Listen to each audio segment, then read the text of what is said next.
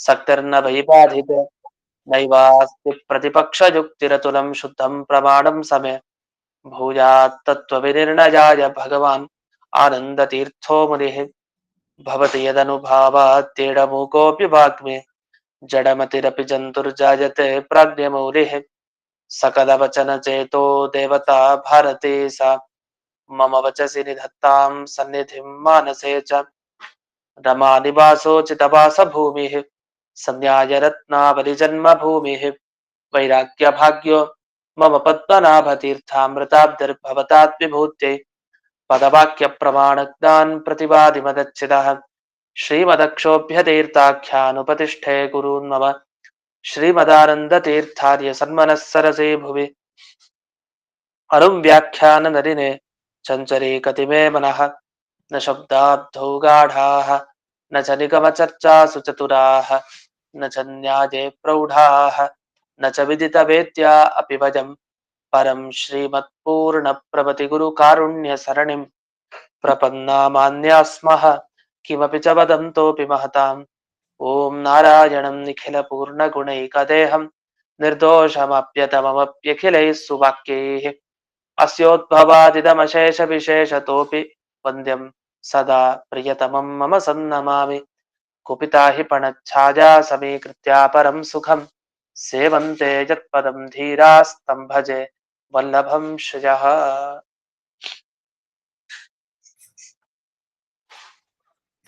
ಹಿಂದಿನ ಪಾಠದಲ್ಲಿ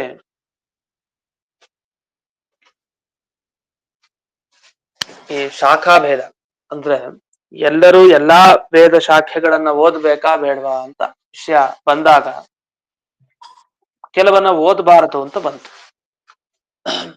ಯಾಕೆಂದ್ರೆ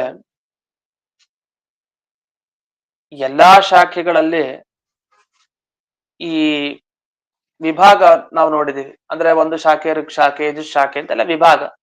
ಈ ವಿಭಾಗ ಎಲ್ಲ ಯಾಕೆ ಮಾಡ್ತಾರೆ ಅಂದ್ರೆ ಬೇರೆ ಬೇರೆಯವರೇ ಓದ್ಲಿ ಅಂತ ಮಾಡ್ತಾರೆ.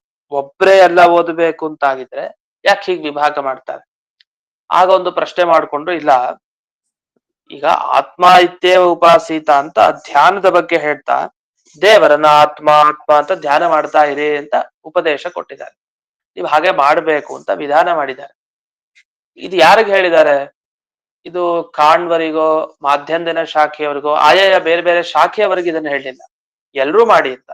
ಅದಕ್ಕೆ ಇಂಥವ್ರು ಅಂತ ಪ್ರತ್ಯೇಕವಾಗಿ ಹೇಳಿಲ್ಲ. ಎಲ್ರೂ ಊಟಕ್ಕೆ ಬನ್ನಿ ಅಂತ ಹೇಳ್ಬಿಟ್ರು. ಎಲ್ರೂ ಊಟಕ್ಕೆ ಬನ್ನಿ ಅಂದ್ರೆ ಎಲ್ರೂ ಬನ್ನಿ ಅಂತಾನೆ ಅರ್ಥ. ಅದ್ರಲ್ಲಿ ಇಂಥವ್ರು ಬರ್ಬೇಡಿ ಇಂಥವ್ರು ಬರ್ಬೇಡಿ ಅಂತ ಹೇಳಿಲ್ಲ, ಅಥವಾ ಇಂಥವ್ರು ಮಾತ್ರ ಬನ್ನಿ ಅಂತಾನೂ ಹೇಳಿಲ್ಲ. ಎಲ್ರೂ ಬನ್ನಿ ಊಟಕ್ಕೆ ಅಂತ. ಹಾಗೆ ಎಲ್ರೂ ಆತ್ಮ ಅಂತ ಉಪಾಸನೆ ಮಾಡಿ ಅಂತ ಎಲ್ರೂ ಅನ್ನೋ ಶಬ್ದ ಹೇಳ್ದೆ ಇರ್ಬೋದು, ಆದ್ರೆ ಆತ್ಮ ಅಂತ ಉಪಾಸನೆ ಮಾಡ್ಬೇಕು ಅಷ್ಟೇ. ಯಾರ ಬಗ್ಗೆನೂ ಹೇಳಿಲ್ಲ ಬೇರೆ ವಾಕ್ಯದಲ್ಲಿ. ಅದಕ್ಕೇನ್ ಅರ್ಥ?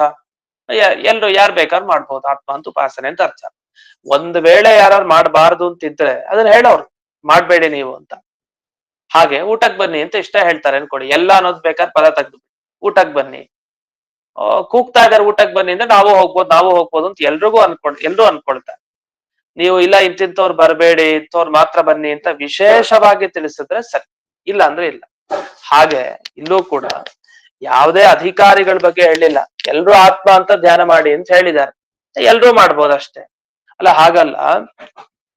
ಹೀಗೆ ನೀವು ಹೇಳೋದಿದ್ರೆ ನಮಗೀಗ ಗೃಹಸ್ಥರು ಮಾಡ್ಬೇಕಾದ ಅಗ್ನಿಹೋತ್ರ ಇದೆ, ಅದು ಸನ್ಯಾಸಿಗಳು ಮಾಡ್ತಾರ, ವಾನಪ್ರಸ್ಥದವ್ರು ಮಾಡ್ತಾರ ಅಂತ ಹೀಗೆ ಪ್ರಶ್ನೆಗಳನ್ನ ಮಾಡ್ಕೊಂಡು ಕೊನೆಗೆ ಎಲ್ಲಿಗ್ ಬಂತು ಅಂದ್ರೆ,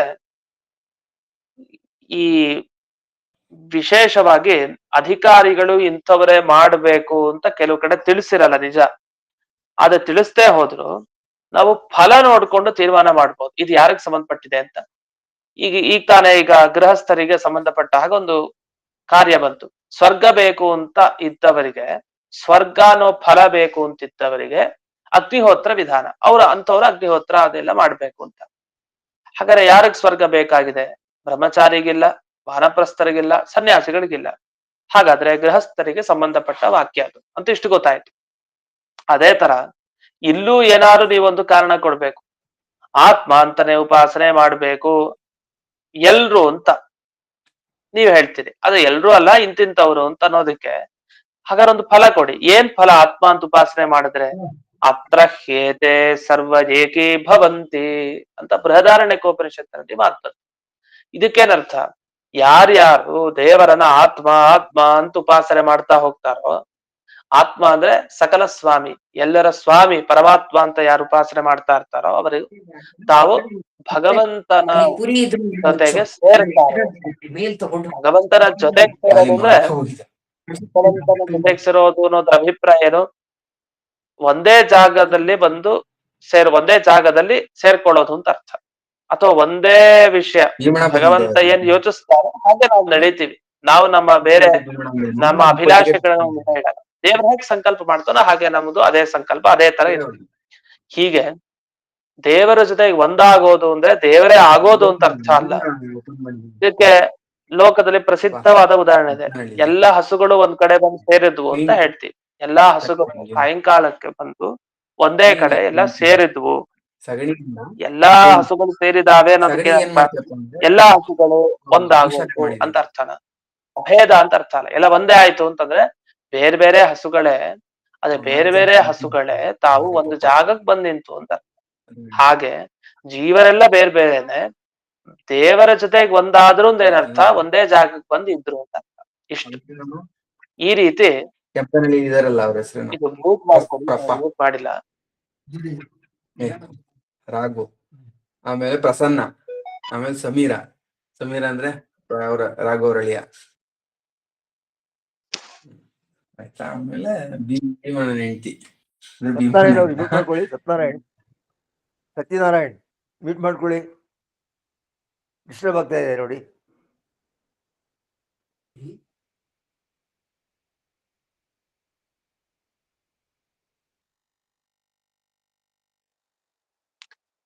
ಆದ್ರಿಂದ ಆತ್ಮ ಇತ್ಯೇವ ಉಪಾಸೀತ ಅಂತ, ಹೀಗೆ ಯಾರು ಆತ್ಮ ಅಂತ ಧ್ಯಾನವನ್ನ ಮಾಡ್ತಾರೆ ಅವರೆಲ್ಲ ಒಂದೇ ಕಡೆ ಸೇರ್ತಾರೆ ಅನ್ನೋದ್ರ ಅಭಿಪ್ರಾಯ, ಒಂದೇ ಜಾಗಕ್ಕೆ ಬಂದಿರ್ತಾರೆ ಅಂತ. ಹೀಗೆ ಇತರ ಅಂಶಸ್ಯ ಜ್ಞೇಯಾದಿ ಪ್ರತಿಪಾದಕತ್ವ. ಹಾಗಾಗಿ ಈ ವಾಕ್ಯ ಹೇಳ್ತಾ ಇರೋದೇ ಒಂದೇ ಜಾಗದಲ್ಲಿ ಬಂದಿರ್ತಾರೆ ಅಂತ ಇಷ್ಟು ಫಲ.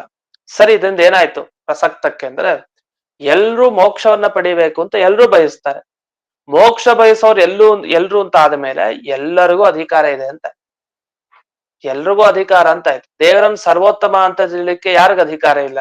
ಎಲ್ರಿಗೂ ಅಧಿಕಾರ ಇದೆ. ಎಲ್ರೂ ದೇವರನ್ನ ಸರ್ವೋತ್ತಮ ಅಂತ ತಿಳಿಬೇಕು, ಮೋಕ್ಷ ಸಾಧನೆ ಮಾಡ್ಕೊಳ್ಬೇಕು, ಮೋಕ್ಷಕ್ಕೆ ಹೋಗ್ಬೇಕು. ಆದ್ರಿಂದ ಎಲ್ರಿಗೂ ಅಧಿಕಾರ ಇದ್ದೇ ಇದೆ. ಅಂದ್ರೆ ಎಲ್ರಿಗೂ ಅನ್ನೋದು ಅಭಿಪ್ರಾಯ, ಯೋಗ್ಯತೆ ಇರೋರು ಯಾರ್ಯಾರಿದಾರೋ ಅವರೆಲ್ರಿಗೂ ಅಂತ ಅರ್ಥ ಅದರಲ್ಲೂ.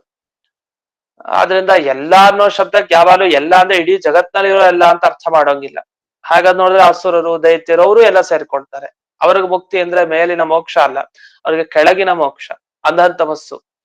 ಆದ್ರಿಂದ ಯಾರ್ಯಾರು ಮೋಕ್ಷವನ್ನ ಬಯಸ್ತಾ ಇದ್ದಾರೆ, ಸಾತ್ವಿಕ ಜೀವರು ವಿಷ್ಣು ಲೋಕಕ್ಕೆ ಹೋಗ್ಬೇಕು ಅಂತ ಬಯಸ್ತಾ ಇದ್ದಾರೆ, ಅಂತ ಎಲ್ಲರೂ ಕೂಡ ಈ ಆತ್ಮ ಅಂತ ಉಪಾಸನೆ ಮಾಡ್ಲಿಕ್ಕೆ ಅಧಿಕಾರವನ್ನ ಹೊಂದಿದ್ದಾರೆ ಅಂತ ಇಷ್ಟು ಬಂತು.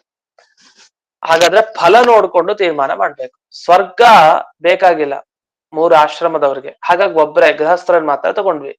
ಮೋಕ್ಷ ಯಾರಿಗ್ ಬೇಡ? ಗೃಹಸ್ಥರಿಗೂ ಬೇಕು, ಬ್ರಹ್ಮಚಾರಿಗಳಿಗ್ ಬೇಕು, ವಾನಪ್ರಸ್ಥ ಸನ್ಯಾಸ ಎಲ್ರಿಗೂ ಬೇಕು.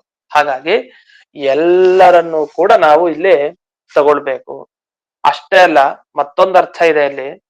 ಆತ್ಮ ಅಂತಾನೆ ಯಾಕೆ ಉಪಾಸನೆ ಮಾಡಬೇಕು ಅಂದ್ರೆ, ಈ ಆತ್ಮ ತತ್ವ ಇದೆಯಲ್ಲ, ಈ ಆತ್ಮತ್ವ ಅಥವಾ ಆತ್ಮತತ್ವ ಏನಿದೆಯಲ್ಲ, ಇದರಲ್ಲೇ ಎಲ್ಲಾ ಗುಣಗಳು ಕೂಡ ಸೇರ್ಬಿಡತ್ತಂತೆ. ನೀವ್ ಏನೇನು ಗುಣವನ್ನ ಚಿಂತಿಸ್ತಿರೋ ದೇವರ ಬಗ್ಗೆ, ಅದೆಲ್ಲ ಇದ್ರಲ್ಲೇ ಸೇರ್ಬಿಡತ್ತೆ ಆತ್ಮತ್ವದಲ್ಲಿ. ಯಾಕೆಂದ್ರೆ ಆ ಶಬ್ದಕ್ಕಷ್ಟು ಅರ್ಥ, ಆ ಶಬ್ದದಿಂದ ಏನ್ ಬೇಕಾದ್ರೂ ತಗೊಳ್ಬೋದು. ಆತ್ಮ ಅನ್ನೋ ಶಬ್ದ ಅದು ಎಲ್ಲ ಗುಣಗಳನ್ನ ತನ್ನ ಒಳಗಡೆ ಇಟ್ಕೊಡುತ್ತೆ. ಯಾಕೆಂದ್ರೆ ಸಕಲ ಸರ್ವೋತ್ತಮತ್ವ ಅನ್ನೋದೇನಿದೆಯಲ್ಲ, ಆ ಗುಣ ಎಲ್ಲಾ ಗುಣಗಳಿಗಿಂತ ಮೇಲಕ್ಕಿರೋ ಗುಣ, ಎಲ್ಲರಿಗಿಂತಲೂ ಶ್ರೇಷ್ಠ ಭಗವಂತ ಅಂತ ಏನಿದೆಯಲ್ಲ ಹೇಳುವಂತ ಗುಣ, ಅದು ಅತಿ ಶ್ರೇಷ್ಠ.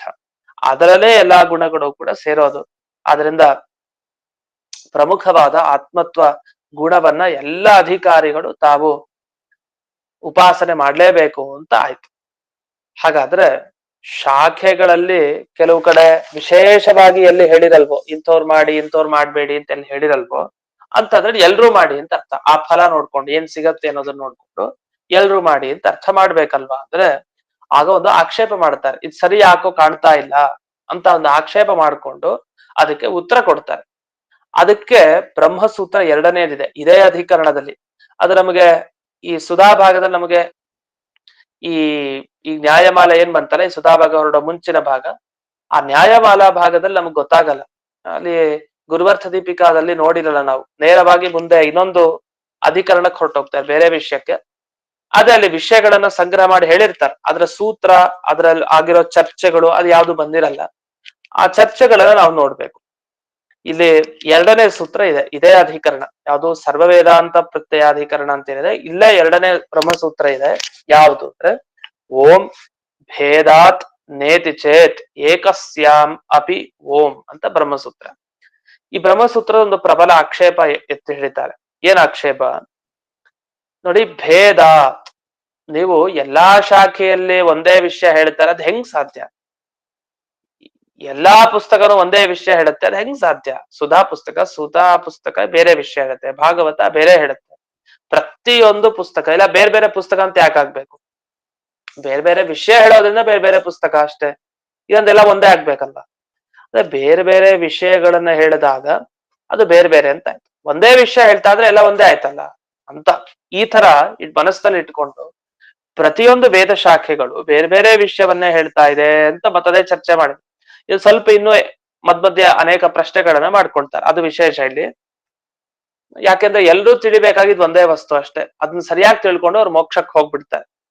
ಅದನ್ನ ಸುಮ್ನೆ ಎಲ್ಲಾ ಶಾಖೆಗಳಿಗೂ ಕಾಲಿಡೋದು, ಅದು ಆಗದೆ ಇರೋ ಕೆಲಸ. ಕಷ್ಟಪಟ್ಟು ಒಂದ್ ವಸ್ತುನ ಸರಿಯಾಗಿ ತಿಳ್ಕೊಳ್ಲಿಕ್ಕಾಗಲ್ಲ, ಆತ್ಮ ವಸ್ತುವನ್ನ ಪರಮಾತ್ಮನ ಬಗ್ಗೆ ಸರಿಯಾಗಿ ತಿಳುವಳಿಕೆ ಬರಲ್ಲ ನಮ್ಗೆ, ಮೋಕ್ಷ ಎಲ್ಲಿ ಸಿಗ್ಬೇಕು ನಮ್ಗೆ? ಯಾಕಂದ್ರೆ ನೀವು ಒಂದು ಶಾಖೆ ನೋಡಿದ್ರೆ ಅವತ್ತು ಹೇಳಿದಂತೆ ವಿಜ್ಞಾನ ಆನಂದ ರೂಪ, ಭಗವಂತ ಜ್ಞಾನಮಯ ಆನಂದ ರೂಪ ಅಂತ ಒಂದ್ ಕಡೆ ಹೇಳ್ತಾರೆ, ಮತ್ತೊಂದ್ ಕಡೆ ಸತ್ಯ ಜ್ಞಾನ ಅನಂತ ಅಂತ ಹೇಳ್ತಾರೆ. ಕೆಲವು ಕಡೆ ಹೋದ್ರೆ ಅಂದ್ರೆ ದೇವರ ಪರಿಚಯ ಹೇಗೆ ಮಾಡ್ಕೊಡ್ತಾರೆ ಅಂತ, ಒಬ್ರು ಈಗಾಗಲೇ ತಿಳಿಸಂತೆ ಅವನು ಜ್ಞಾನ ಸ್ವರೂಪ ಆನಂದ ಸ್ವರೂಪ ಅಂತ ಒಂದ್ ಕಡೆ ಬಂತು. ಮತ್ತೊಂದು ಶಾಖೆ ತೆಗೆದ್ರೆ ಅವನು ಸತ್ಯ ಅಂದ್ರೆ ಯಾವುದೇ ದೋಷ ಇಲ್ಲದೆ ಇರೋನು, ಅನಂತ ಅವನಿಗೆ ಮೂರು ರೀತಿ ನಾಶನೂ ಇಲ್ಲ, ಹೀಗೆಲ್ಲ ಬಂತು. ಇನ್ನು ಇನ್ನೊಂದು ಶಾಖೆ ತೆಗೆದ್ರೆ ಈಗ ಐತರೇಯ ಶಾಖೆಯನ್ನ ತೆಗೆದ್ರೆ ಶ್ರೋತೃ ಮಂತ್ರ ದ್ರಷ್ಟೃ, ಭಗವಂತನೇ ಕೇಳಿಸ್ಕೊಳ್ಳೋನು, ಭಗವಂತನೇ ಮನನ ಮಾಡೋನು, ಭಗವಂತನೇ ನೋಡೋನು. ಅಂದ್ರೆ ನೀವು ಎಲ್ಲರ ಒಳಗಡೆ ಇದು ತಾನೇ ಕೆಲಸ ಮಾಡೋದಲ್ಲ. ಈಗ ಶುಕಾಚಾರ್ಯರು ತಾವು ಭಾಗವತದ ಈ ಪದ್ಯದಲ್ಲಿ ತಿಳಿಸಿದ ಹಾಗೆ ಎಲ್ಲ ಇಂದ್ರಿಯ ಪ್ರೇರಣೆ ಮಾಡೋನು ಅದೇ ದೇವ್ರೆ, ಅವನೇ ನನ್ನ ಇಂದ್ರಿಯ ಎಲ್ಲದರಲ್ಲಿ ಇದ್ದು ಪ್ರೇರಣೆ ಮಾಡಬೇಕು ಅಂತ ತಿಳಿಸಿದ್ರು. ಅದೇ ತರ ಅವನೇ ಶ್ರೋತೃ, ಅವನೇ ಮಂತ್ರ, ಅವನೇ ದೃಷ್ಟ, ನಿಜವಾಗ ಅವನೇ ಕೇಳೋದು, ಅವನೇ ನೋಡೋದು, ಅವನೇ ಮಾಡೋದಿಲ್ಲ. ಅವನ್ ನಮ್ಮನ್ನ ನೆಪ ಇಟ್ಕೊಂಡು ಮಾಡ್ತಾನೆ ಅಷ್ಟೆ. ಹೀಗ್ ಬಂತು. ಆ ರೀತಿ ಒಂದು ಐತರೇಯ ಶಾಖೆಯಲ್ಲಿ ಹೀಗೆಲ್ಲ ಹೇಳಿದ್ದಾರೆ, ದೇವರ ಸ್ವರೂಪ ಹೀಗಿರುತ್ತೆ ಅಂತ. ಛಾಂದೋಗ್ಯಕ್ಕೆ ಬಂದ್ರೆ ಅಲ್ಲಿ ಭಗವಂತನ ಉಪದೇಶ ಹೀಗ್ ಮಾಡಿದ್ದಾರೆ, ಅಪಹತ ಪಾಪ್ಮತ್ವ ವಿಜರ ವಿಮೃತ್ಯು. ಹಂಗೆ ವಿಜರ, ಜರ ಅಂದ್ರೆ ಮುಪ್ಪು ಅದು ಇದು ಯಾವ್ದು ಇಲ್ಲ, ನಿತ್ಯ ಯೌವನ ಭಗವಂತನಿಗೆ ಒಂದು. ಅಪಹತ ಪಾಪ್ಮತ್ವ, ಸ್ವಯಂ ಅವನು ಪಾಪ ಕಳ್ಕೊಂಡಿರೋನು ಅಂತಲ್ಲ, ಅವನಿಗೆ ಪಾಪಗಳ ಸಂಬಂಧನೂ ಬರಲ್ಲ, ಚೂರು ಸಂಪರ್ಕನೂ ಆಗಲ್ಲ ದೇವರಿಗೆ. ಆದ್ರೆ ಯಾರು ದೇವರನ್ನ ಉಪಾಸನೆ ಮಾಡ್ತಾರೆ ಅವರ ಪಾಪಗಳನ್ನೆಲ್ಲ ಅಪಹತ, ಹೋಗಲಾಡಿಸ್ತಾರೆ. ಹಾಗಾಗಿ ಅವನಿಗೆ ಅಪಹತ ಪಾಪ್ಮ ಅಂತ ಕರೀತಾರೆ ದೇವರಿಗೆ. ಅಂದ್ರೆ ಮೋಕ್ಷವನ್ನ ಕೊಡ್ತಾನೆ ಪಾಪಗಳನ್ನ ಕಳೆದು. ಈ ರೀತಿ ದೇವರ ಬಗ್ಗೆ ತಿಳ್ಕೊಳ್ಳಿ. ಹಾಗಾದ್ರೆ ಒಂದೊಂದು ಶಾಖೆಯಲ್ಲಿ ಗಮನಿಸಿ, ಒಂದ್ ಕಡೆ ದೇವರ ಬಗ್ಗೆ ಈ ತರ ಪರಿಚಯ, ಇನ್ನೊಂದ್ ಕಡೆ ಇನ್ನೊಂದ್ ತರ ಪರಿಚಯ. ಒಂದೇ ವಸ್ತು ದೇವರು, ಅದರ ಬಗ್ಗೆ ವಿಭಿನ್ನ ಪರಿಚಯಗಳನ್ನ ಕೊಡ್ತಾರೆ. ಹೀಗೆಲ್ಲ ಕೊಟ್ಟಿರೋದ್ರಿಂದ ಏನಾಯ್ತು, ನೀವು ನಿಮ್ ಶಾಖೆ ಓದ್ಕೊಂಡು ಅಲ್ಲಿ ಯಾವ ರೀತಿಯಾಗಿ ದೇವರ ಬಗ್ಗೆ ತಿಳಿಸಿದಾರೋ ಅದನ್ನ ತಿಳ್ಕೊಂಡ್ರೆ ಸಾಕು ಅಂತ ಗೊತ್ತಾಗುತ್ತೆ. ಆದ್ರೆ ಇದು ಸರಿ ಇಲ್ಲ. ಯಾಕೆ ಅಂತ ಅದಕ್ಕೆ ಹೇಳ್ತಾರೆ ಉತ್ತರ, ಆತ್ಮೇತ್ಯೇವ ಉಪಾಸೀತ ಕಂ ಬ್ರಹ್ಮ ಖಂ ಬ್ರಹ್ಮ ಇತ್ಯಾದಿ ಭೇದರ್ಶನ. ನೀವು ಬೇರೆ ಬೇರೆ ವಿಷಯಗಳನ್ನ ಬೇರೆ ಬೇರೆ ಶಾಖೆಗಳಲ್ಲಿ ಹೇಳ್ತಾರೆ, ಹಾಗಾಗಿ ಅವರವರ ಆಯಾಯ ಶಾಖೆ ಓದಬೇಕು ಅಂತ ಹೇಳ್ತೇವೆ. ಇದು ತಪ್ಪು. ಯಾಕೆ ಅಂದ್ರೆ ಒಂದು ಶಾಖೆ ತೆಗಿದೆ, ಯಾವ್ದೋ ಒಂದು ಶಾಖೆ, ಛಾಂದೋಗ್ಯನ ಅಥವಾ ಬೃಹದಾರಣ್ಯಕನ, ಯಾವ್ದಾರ ಒಂದು ಶಾಖೆ ತೆಗೆದ್ರೆ ಆ ಒಂದೊಂದು ಶಾಖೆಯಲ್ಲೂ ಬೇರೆ ಬೇರೆ ವಿಷಯ ಹೇಳಿರ್ತಾರೆ. ಬೇರೆ ಬೇರೆ ಶಾಖೆಯಲ್ಲೇ ಬೇರೆ ಬೇರೆ ವಿಷಯ ಬೇಡ. ಈಗ ದೇವ್ರ ಬಗ್ಗೆ ಎಲ್ಲಾ ಕಡೆ ಒಂದೇ ಲಕ್ಷಣ ಹೇಳ್ತಾರ, ಒಂದ್ ಕಡೆ ಸತ್ಯಂ ಜ್ಞಾನಮನಂತ, ಇನ್ನೊಂದ್ ಕಡೆ ವಿಜ್ಞಾನಮಾನಂತ, ಹೀಗೆ ಹೇಳುವಂತೆ ಆತ್ಮೇತ್ಯೇವ ಉಪಾಸೀತ ಒಂದ್ ಕಡೆ ಬಂತು, ಬೃಹದಾರಣ್ಯಕೋಪನಿಷತ್ತಲ್ಲಿ ಬಂತು. ಇನ್ನೊಂದ್ ಕಡೆ ಛಾಂದೋಗ್ಯೋಪನಿಷತ್ತಲ್ಲಿ ಕಂ ಬ್ರಹ್ಮ ಖಂ ಬ್ರಹ್ಮ ಅಂತ ಸುಖ ರೂಪ ಪರಮಾತ್ಮ ಅಂತ ಬಂತು, ಸುಖ ಸ್ವರೂಪಿ ಅವನು ಅಂತ. ಇದೆಲ್ಲ ಸರಿ. ಆದ್ರೆ ಒಂದೇ ಶಾಖೆಯಲ್ಲಿ ಎಲ್ಲಿ ಎರಡೆರಡು ರೀತಿ ಹೇಳಿರ್ತಾರೆ ಬೇರೆ ಬೇರೆ ಅರ್ಥ. ಹಾಗಾದ್ರೆ ಆ ಶಾಖೆಯಲ್ಲೂ ಕೂಡ ನೀವು ಇನ್ನೊಂದಿಷ್ಟು ಜನ ಅಧಿಕಾರಿಗಳನ್ನ ಮಾಡ್ಕೊಬೇಕು. ಅಂದ್ರೆ ಆ ಒಂದು ಶಾಖೆಯನ್ನು ಕೆಲವರು ಇಷ್ಟು ಮಾತ್ರ ಓದ್ಬೇಕು, ಇಷ್ಟು ಮಾತ್ರ ಓದ್ಬೇಕು. ಕೊನೆಗೆ ಹೀಗ್ ಮಾಡ್ತಾ ಹೋದ್ರೆ ಕೊನೆಗೆ ಯಾರಿಗೂ ಏನೂ ಓದ್ಲಿಕ್ಕೆ ಸಿಗೋದೇ ಇಲ್ಲ. ಒಂದೊಂದೊಂದೇ ಸ್ವಲ್ಪ ಸ್ವಲ್ಪ, ಒಂದು ಪೇಜ್ 2 ಲೈನ್ 3 ಲೈನ್ ಅಷ್ಟಕ್ಕೆ ಆ ಶಾಸ್ತ್ರ ಹೊರಟಿರೋದು. ಹಾಗಲ್ಲ. ಮತ್ತೆ ಅದನ್ನ ಹೇಗೆ ಅರ್ಥೈಸ್ಕೊಳ್ಳೋದು ಅಂತ ಒಂದು ಪ್ರಶ್ನೆ ಇದೆ. ಈಗ ಇನ್ನೂ ಪ್ರಶ್ನೆ ಮಾಡ್ತಾ ಹೋಗ್ತಾರೆ ಇಲ್ಲಿ ಮುಂದುವರಿಸ್ತಾ. ಹಾಗಾಗಿ ಏನಾಯ್ತು ಅಂದ್ರೆ ಇಲ್ಲಿವರೆಗೆ ಒಂದು ಶಾಖೆಯಲ್ಲೂ ಬೇರೆ ಬೇರೆ ವಿಷಯ ಹೇಳೋದ್ರಿಂದ ಒಂದೊಂದು ಶಾಖೆಯನ್ನು ಕೂಡ ಸರಿಯಾಗಿ ಒಬ್ರು ತಿಳ್ಕೊಳ್ಬಾರ್ದಲ್ವಾ ಅಂತ ಆಕ್ಷೇಪವನ್ನ ಮಾಡಿದ್ರು. ಅದಕ್ಕೆ ನೀವು ಹೇಳ್ಬೋದು ನೋಡಿ, ಈಗ ಒಂದೇ ಶಾಖೆಯಲ್ಲಿ ದೇವರ ಬಗ್ಗೆ ಎರಡೆರಡು ತರ ಹೇಳಿದ್ದಾರೆ ಅಂತ ಹೇಳ್ಬೇಡಿ. ಮೊದಲು ಸಾಮಾನ್ಯವಾಗಿ ವಿಷ್ಣು ಸೃಷ್ಟಿಕಾಲಕ್ಕಿಂತ ಮೊದಲಿದ್ದ ಅಂತ ಹೇಳಿದ್ರು. ಆಮೇಲೆ ಆ ವಿಷ್ಣು ಹೇಗಿರ್ತಾನೆ, ಅವನು ಜ್ಞಾನಮಯ, ಸರಿ. ಮತ್ ಹೇಗಿರ್ತಾನೆ, ಆನಂದಮಯ. ಮತ್ ಹೇಗಿರ್ತಾನೆ, ಹೀಗೆ ಒಮ್ಮೆ ಸಾಮಾನ್ಯವಾಗಿ ದೇವರ ಬಗ್ಗೆ ಹೇಳಿ ಆಮೇಲೆ ಅದೇ ಶಾಖೆಯಲ್ಲಿ ಇನ್ನು ವಿಶೇಷವಾಗಿ ತಿಳಿಸ್ತಾ ಹೋಗ್ತಾರಷ್ಟೆ. ಬೇರೆ ಬೇರೆ ಹೇಳಿದ್ದಾರೆ ಅಂತಲ್ಲ, ಹೇಳಿದ ದೇವರ ಬಗ್ಗೆನೆ ಇನ್ನೂ ಒಂದಿಷ್ಟು ಗುಣಗಳನ್ನ ಸೇರಿಸಿ ವರ್ಣಿಸ್ತಾರಷ್ಟೆ. ಆದ್ರಿಂದ ಏನು ಬೇರೆ ಬೇರೆ ಶಾಖೆಗಳಾಗ್ಲಿ ಒಂದೇ ಶಾಖೆಯಲ್ಲಿ ಬೇರೆ ಬೇರೆ ಹೇಳ್ಬಿಡಿದ್ದಾರೆ ಅಂತ ನೀವು ಆಕ್ಷೇಪ ಮಾಡ್ಬೇಡಿ. ಅದೇ ಒಂದೇ ಶಾಖೆಯಲ್ಲೇ ಬೇರೆ ಬೇರೆ ಹೇಳಿದ ಉದ್ದೇಶ ಏನು, ದೇವರ ಬಗ್ಗೆ ವಿಶೇಷ ವಿಷಯಗಳನ್ನು ತಿಳಿಸಿ ವಿಸ್ತಾರವಾಗಿ ಜ್ಞಾನ ಕೊಡ್ಲಿಕ್ಕೆ. ಹಾಗಾದ್ರೆ ಅದೇ ತರನೇ ಬೇರೆ ಎಲ್ಲ ಶಾಖೆ, ಋಕ್ಷಾಖೆಯಲ್ಲಿ ಒಂದು, ಯಜುಶಾಖೆ, ಛಾಂದೋಗ್ಯ, ಬೃಹದಾರಣ್ಯಕ, ಪ್ರತಿಯೊಂದು ಕಡೆನೂ ದೇವರ ಲಕ್ಷಣಗಳನ್ನ ಬೇರೆ ಬೇರೆ ಹೇಳಿದ ಉದ್ದೇಶ ಏನು. ಎಲ್ರೂ ಒಂದೊಂದೇ ಶಾಖೆ ಓದ್ಕೊಳ್ಳಿ ಅಂತ ಅರ್ಥದಿಂದ ಅಲ್ಲ ಹೊರತು, ಒಬ್ಬನೇ ಬ್ರಹ್ಮನ ಬಗ್ಗೆ, ಆ ಒಬ್ಬನೇ ದೇವರ ಬಗ್ಗೆ ಅನೇಕ ವಿಷಯಗಳನ್ನ ತಿಳಿಸ್ಬೇಕಾಗಿದೆ. ಅನೇಕ ವಿಷಯಗಳನ್ನ ಅದನ್ನ ತಿಳಿಸ್ಲಿಕ್ಕೋಸ್ಕರ ಬೇರೆ ಬೇರೆ ಶಾಖೆಗಳನ್ನು ತಗೊಂಡು ಹೇಳಿದ್ದಾರೆ. ಆದ್ರೆ ಬೇರೆ ಎಲ್ಲ ಶಾಖೆಗಳಿರೋ ವಸ್ತು ಮಾತ್ರ ಒಂದೇ. ಈಗ ಹೇಗಾಯ್ತು, ಭಾಗವತ ಹೇಳೋದು ಯಾರು, ಕೃಷ್ಣನ ಬಗ್ಗೆ ಮುಖ್ಯವಾಗಿ. ಇನ್ನು ಮಹಾಭಾರತ ಮುಖ್ಯವಾಗಿ ಕೃಷ್ಣನ ಬಗ್ಗೆನೇ ಇರೋದು. ಅದೇ ಗ್ರಂಥ ಬೇರೆ ಬೇರೆ ಆಗ್ಬಹುದು, ಆದ್ರೆ ವಿಷಯ ಪ್ರಧಾನವಾಗಿ ಒಂದೇ ಮುಖ್ಯ. ಕೃಷ್ಣನ ಮಹತ್ವವನ್ನು ಹೇಳಲಿಕ್ಕೆ ಹೊರಟಿದೆ. ಕೃಷ್ಣನ ಬಗ್ಗೆ ಒಂದು 5-6 ಸ್ತೋತ್ರ ಇತ್ತು, 5 ಜನ ರಚನೆ ಮಾಡಿದ ಸ್ತೋತ್ರ. ಅದು ಹೇಳೋದೆಲ್ಲ ಗ್ರಂಥಗಳು ಬೇರೆ ಬೇರೆ, ಆದ್ರೆ ಹೇಳೋದು ಕೃಷ್ಣನ ಬಗ್ಗೆ ಇರ್ತಾನೆ. ಅಂದ್ರೆ ಬೇರೆ ಬೇರೆ ಭಂಗಿಯಲ್ಲಿ ಹೇಳಿರ್ತಾರೆ. ಅನೇಕ ಋಷಿಗಳು, ಅನೇಕ ಜ್ಞಾನಿಗಳು ರಚನೆ ಮಾಡ್ತಾರೆ. ಒಬ್ಬನೇ ಕೃಷ್ಣನ ಬಗ್ಗೆ ಅನೇಕ ತರ ವರ್ಣನೆ ಮಾಡ್ತಾರೆ. ಹಾಗಂತ ಹೇಳಿದ ಕೂಡಲೇ ಅವರೆಲ್ಲ ಬೇರೆ ಬೇರೆ ವರ್ಣನೆ ಮಾಡಿದ್ದಾರೆ, ಆ ಜ್ಞಾನಿಗಳು ಮಾಡಿದ ಸ್ತೋತ್ರ ಅವ್ರ ಪರಂಪರೆಯವ್ರು ಮಾತ್ರ ಮಾಡ್ಬೇಕು, ಈ ಜ್ಞಾನಿಗಳು ಮಾಡಿದ ಸ್ತೋತ್ರ ಆ ಪರಂಪರೆಯವ್ರು ಮಾತ್ರ ಓದ್ಬೇಕು ಅಂತಿಲ್ಲ. ಎಲ್ರೂ ಎಲ್ಲಾ ಯಥಾಶಕ್ತಿ ಓದ್ಲೇಬೇಕು. ಒಬ್ಬೊಬ್ರು ಒಂದೊಂದು ಭಂಗಿಯಲ್ಲಿ ವರ್ಣಿಸಿರ್ತಾರೆ. ಹಾಗೆ ಈ ಶಾಖೆಗಳಲ್ಲೂ ಅದೇ ವ್ಯವಸ್ಥೆ. ದೇವರನ್ನೇ ವರ್ಣಿಸೋದು ಬೇರೆ ಬೇರೆ ತರ ಹೇಳಿರ್ತಾರಷ್ಟೇ, ಒಂದೇ ವಸ್ತುವಿನ ಬಗ್ಗೆನೆ. ಹಾಗಂತ ಅವ್ರವ್ರು ಅದನ್ನ ಮಾತ್ರ ಓದಿ ಅಂತ ಅರ್ಥ ಅಲ್ಲ ಅಂತ ಇದಕ್ಕೆ ಮತ್ತೆ ಈ ಪ್ರಶ್ನೆಗೆ ಉತ್ತರವನ್ನ ಕೊಡ್ತಾರೆ. ಆಗ ಇನ್ನೊಂದು ಪ್ರಶ್ನೆಯನ್ನ ಮಾಡ್ಕೊಳ್ತಾರೆ, ಅದ್ ಏನೇ ಇರ್ಲಿ ಯಾಕೋ ಇದು ಸಮಾಧಾನ ಆಗ್ತಾ ಇಲ್ಲ.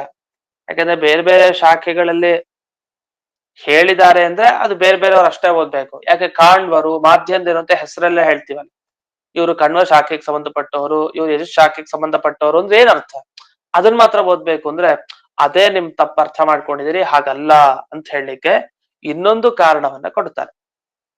ಇನ್ನೊಂದು ಕಾರಣ ಅಂದ್ರೆ ಇಲ್ಲಿ 3ನೇ ಸೂತ್ರ ಇದೆ. ಮತ್ತೆ ಇದೇ ಸರ್ವವೇದಾಂತ ಪ್ರತ್ಯಯಾಧಿಕರಣದಲ್ಲಿ 3ನೆಯ ಬ್ರಹ್ಮಸೂತ್ರ ಇದೆ. ಅದೇನ ಸೂತ್ರ, ಓಂ ಸ್ವಾಧ್ಯಾಯಸ್ಯ ತಥಾತ್ವೇನ ಹಿ ಸಮಾಚಾರೇ ಅಧಿಕಾರಾಚ್ಚ ಓಂ ಅಂತ ಬ್ರಹ್ಮಸೂತ್ರ. ಈ ಬ್ರಹ್ಮಸೂತ್ರದಲ್ಲಿ ಸ್ವಾಧ್ಯಾಯೋಧ್ಯೇತವ್ಯ ಅಂತ ಒಂದು ಮಾತು, ತುಂಬಾ ಬೇಕಾದ ಮಾತು ನಮಗಿದು, ಪ್ರಸಿದ್ಧವಾದ ಮಾತು. ಮುಂದೆ ನ್ಯಾಯಸುಧಾದಲ್ಲಿ ಬಹಳ ಚೆನ್ನಾಗಿ ವಿಚಾರ ಮಾಡ್ತಾರೆ ಈ ವಾಕ್ಯ ತಗೊಂಡು. ಅಲ್ಲಿ ಮೀಮಾಂಸಾ ಶಾಸ್ತ್ರದ ಪರಿಚಯ ಆಗತ್ತೆ ನಿಮ್ಗೆ. ನಮ್ಗೆ ಇದುವರೆಗೆ ಎಲ್ಲೋ 1-2 ಕಡೆ ಮೀಮಾಂಸಾ ಶಾಸ್ತ್ರದ ಪರಿಚಯ ಬಂದಿರಬಹುದು. ಈ ಸ್ವಾಧ್ಯಾಯೋಧ್ಯೇತವ್ಯ ಅಂದ್ರೆ ಮುಂದೆ ನ್ಯಾಯಸುಧಾದ ಸಂದರ್ಭದಲ್ಲಿ ಮೀಮಾಂಸಾ ಶಾಸ್ತ್ರದ ನಿರೂಪಣೆಯನ್ನ ಮಾಡ್ತಾ ಒಂದು ಖಂಡನೆಯನ್ನ ಮಾಡ್ತಾರೆ. ಮೀಮಾಂಸಾ ಶಾಸ್ತ್ರದ ವಿಷಯ ಹೇಳಿ ಅದು ಸರಿ ಇಲ್ಲ ಅಂತ ಅಪರೂಪದ ವಿಚಾರ ನಮಗ್ ಸಿಗತ್ತೆ. ಅಂತ ಸ್ವಾಧ್ಯಾಯೋ ಅಧ್ಯೇತವ್ಯ ಅಂದ್ರೆ ಎಲ್ಲರೂ ತಮ್ಮ ತಮ್ಮ ಸ್ವಾಧ್ಯಾಯ, ತಮ್ಮ ಶಾಖಾಧ್ಯಯನ ಮಾಡ್ಲೇಬೇಕಂತ ಇದೆ. ಸ್ವಾಧ್ಯಾಯ ಮಾಡ್ಬೇಕು ಅಂತ ನೀವೇ ಪ್ರಮಾಣ ಕೊಟ್ರಲ್ಲ, ಎಲ್ಲ ತಮ್ಮ ಶಾಖೆಗಳನ್ನ ಓದಬೇಕು ಅನ್ಲಿಕ್ಕೆ, ಅಂದ್ರೆ ಅದು ನಿಮ್ಗೆ ಈ ವಾಕ್ಯಕ್ಕೆ ಅರ್ಥ ಆಗ್ಲಿಲ್ಲ. ಸ್ವಾಧ್ಯಾಯೋಧ್ಯೇತವ್ಯ ಅಂದ್ರೆ ಬೇರೆ ಅರ್ಥ ಇದೆ ಅಂತ ಹೇಳ್ತಾರೆ. ಅದೇನ್ ಅರ್ಥ, ಅಲ್ಲಿ ಮಾಡೋ ವಿಮರ್ಶೆ ಏನು ಅಂತ ಈಗ ಸಾಧಾರಣವಾಗಿ ನಾವು ಮುಂದಿನ ಪಾಠದಲ್ಲಿ ತಿಳ್ಕೊಳ್ಳೋಣ ಅಂತ ಹೇಳ್ತಾ ಬಿದಿಗೆಯಿಂದ ಪಾಠ ಅಂತ ನೆನಪಿಸ್ತಾ ಈ ಪಾಠವನ್ನ ಅಸ್ಮದ್ ಗುರುವಂತರ್ಗತ ವ್ಯಾಸತೀರ್ಥ ಗುರುವಂತರ್ಗತ ಭಾರತೀ ರಮಣ ಮುಖ್ಯ ಪ್ರಾಣಾಂತರ್ಗತ ಶ್ರೀವನ್ಮೂಲ ಗೋಪಾಲಕೃಷ್ಣನಿಗೆ ಅರ್ಪಣೆ ಮಾಡ್ತಾರೆ. ಶ್ರೀಕೃಷ್ಣ ಅರ್ಪಣ. ಧನ್ಯವಾದಗಳು. ನಮಸ್ಕಾರ. ನಮಸ್ಕಾರ.